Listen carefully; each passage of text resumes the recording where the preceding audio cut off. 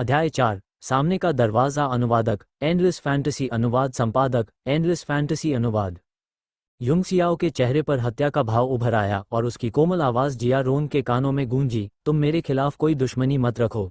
इस दुनिया में कुछ ही लोग हैं जो मेरे साथ निर्दयी थे। मैं नहीं चाहता कि तुम अपनी ज़िंदगी वापस पाओ और बाद में उसे खो दो।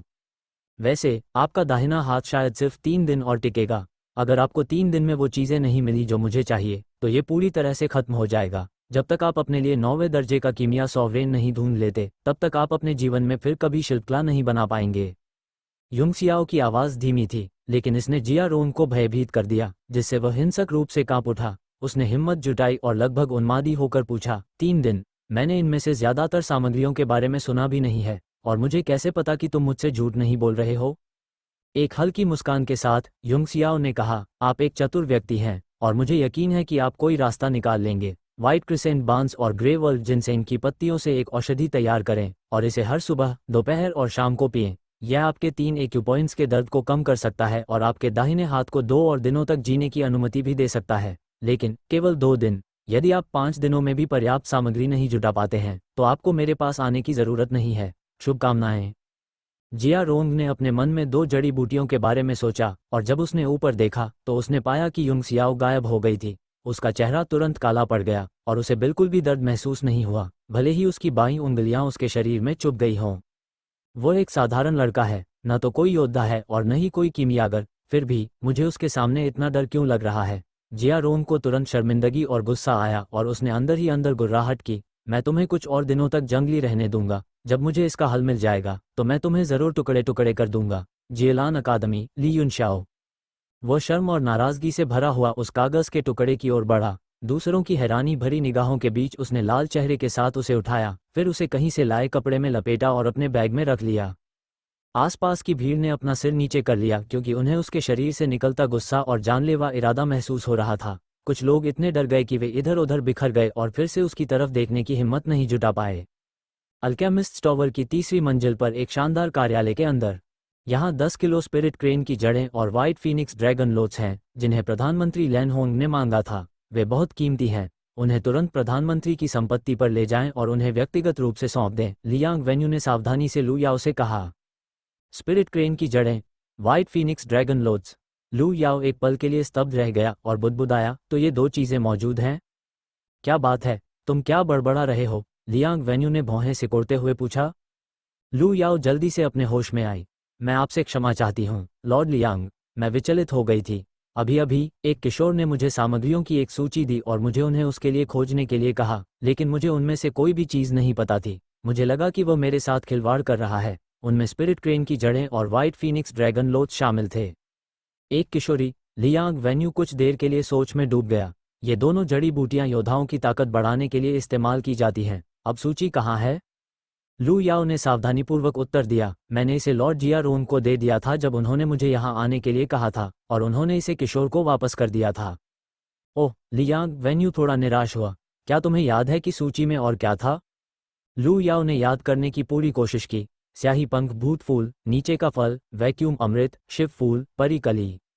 जैसे ही उसने सूची में दी गई सामग्री को एक एक करके पढ़ा, लियांग वेन्यू की अभिव्यक्ति संदेह से आश्चर्य में बदल गई, फिर सदमे में और अंत में शून्य में। कुछ और भी हैं, लेकिन मुझे याद नहीं आ रहा है। लू याओ की खूबसूरत भौहें सिकुड़ गईं। आखिरकार उसने सूची पर बस एक नज़र डाली थी, और यह आश्चर्यजनक था कि वह उनमें से बहुत से याद कर सकती थी। लियांग वेन्यू को होश आया, फिर उसने जल्दी से कागज़ का एक टुकड़ा निकाला और सारी सामग्री लिख ली। क्या किशोर ने अपना नाम या संपर्क जानकारी छोड़ी है? लू याओ ने अपना सिर हिलाया, उसका दिल सदमे से भर गया। ये किशोर कौन है? लॉर्ड लियांग ने उस पर इतना ध्यान क्यों दिया? लॉर्ड लियांग, उसने सावधानी से पूछा, मैं 3 साल से अधिक समय से अल्केमिस्ट्स एसोसिएशन में काम कर रही हूँ, लेकिन मैंने कभी इन चीज़ों के बारे में क्यों नहीं सुना? अधूरी सूची को देखते हुए लियांग वेन्यू ने आह भरते हुए कहा, सूची में कई जड़ी बूटियां हैं जिनके बारे में मैंने कभी नहीं सुना, लेकिन जब उन्हें एक साथ रखा जाता है तो मुझे लगता है कि वे एक बहुत शक्तिशाली औषधि बना देंगे, जो उन योद्धाओं के लिए बहुत फायदेमंद है जो अपनी साधना का आधार सुधारना चाहते हैं। यहाँ तक कि लॉर्ड लियांग ने भी उनके बारे में कभी नहीं सुना है। लू याओ ने आश्चर्य से अपने लाल होठों को अपने हाथ से ढक लिया। उसकी आंखों में अविश्वास का भाव था। लॉर्ड लियांग, क्या ये संभव है कि यह सूची बकवास से भरी हो?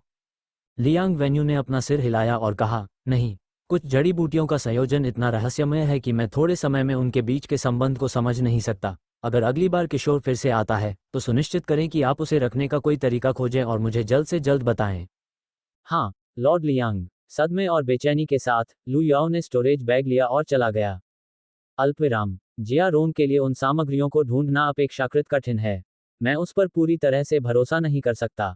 मुझे कोई दूसरा रास्ता खोजना होगा, युनशियाओ ने खुद से सोचा और वह अकेले सड़क पर चल पड़ा।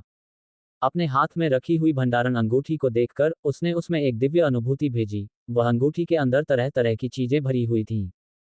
ये सब क्या है? कामोद्दीपक भी? ओह, अब मुझे याद आया। मैंने पिछली बार इसे चुपके से खरीदा था लेकिन इसका इस्तेमाल करने का मौका कभी नहीं मिला।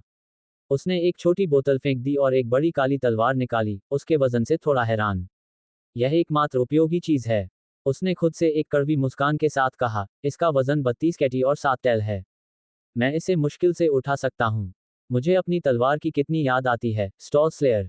मुझे आश्चर्य है कि यह अब कहाँ है। ठीक है, मैं इसे सभी 7 चक्रों को खोलने से पहले इस्तेमाल करूंगा। युनक्सियाओ ने भारी तलवार को अपने कंधे पर उठाया और जियालन अकादमी की ओर सड़क पर चल पड़ा। जब मैं अपनी आदिम क्यूई को संघनित कर लूंगा तो मैं अपने लिए एक हथियार बनाऊंगा। जब वह अकादमी पहुंचे तो वह थकावट से हौंफने लगे थे। बंदर चेन, फैटी हान, क्या तुम मुझे गेट पर बधाई दे रहे हो?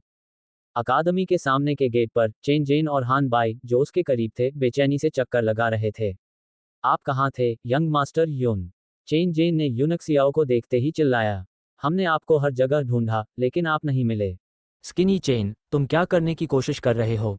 अचानक एक जोरदार चिल्लाहट गूंजी और फिर डू फैंग चेन जेन के पीछे से बाहर आया। उसे एक गंभीर मुस्कान के साथ घूरते हुए उसने कहा, मुझे मत बताओ कि तुम बॉस लैन का विरोध करना चाहते हो।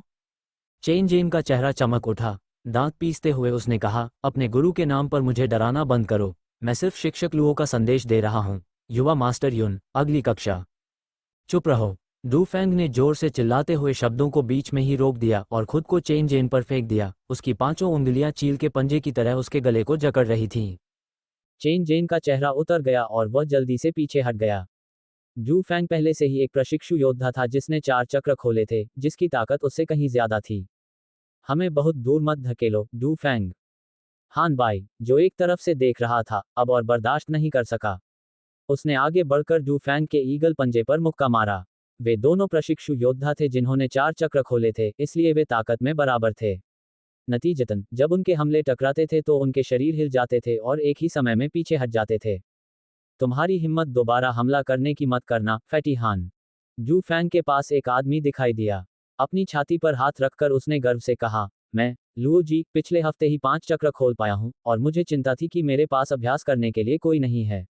अच्छा फैटी चेन, मैं अब तुम्हें अपना लक्ष्य बनाऊंगा और देखूंगा कि 4 और 5 चक्र खोलने वाले व्यक्ति के बीच कितना अंतर है। हाँ, अंतर यह है कि तुम सिर्फ एक मुक्का मारकर उसके सारे दांत तोड़ सकते हो।